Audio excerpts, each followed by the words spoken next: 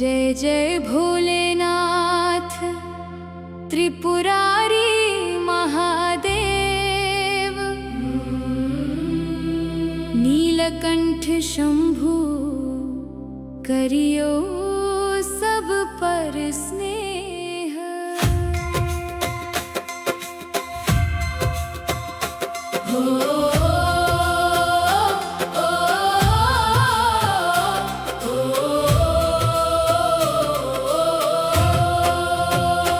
गंगाधर कैलाशपति डमरू जे बजावे, भक्तक हर पुकार सुनी दौड़ल चली आवे।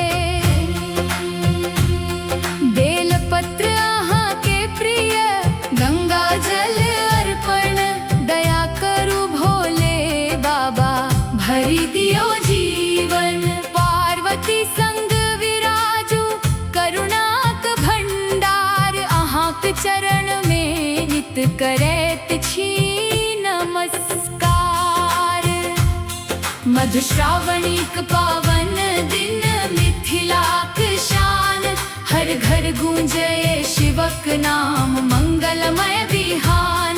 सखी सब मिल गीत सुनावे प्रेमक मधुर तान, आंगन आंगन फूल झरे धन्य भेल जहान। सुप्रिया झा सज धजी क पूजा थार सजेल थी, बेलपत्र धतूरा गंगा जल प्रेम स अर्पित केल थी।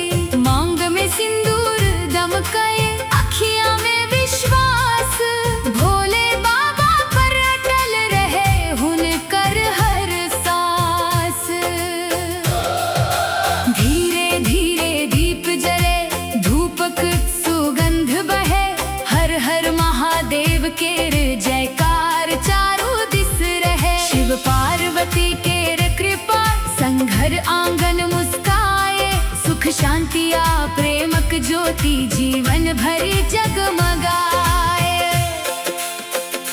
हे उमापति महादेव अखंड सुहाग दियो, सुप्रिया झा केर जीवन में सदिखन सुख भरियो।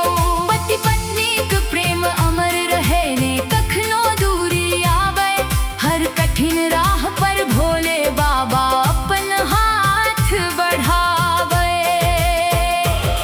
मिथिला की पावन रीत युग युग धरि चले, मधुश्रावणीक महिमा संग हर घर खुशहाल रहे। सखी सब हंसी हंसी गावे बाजे शंख घंटा, शिवक कृपा संभरी उठे जीवनक हर अंगना।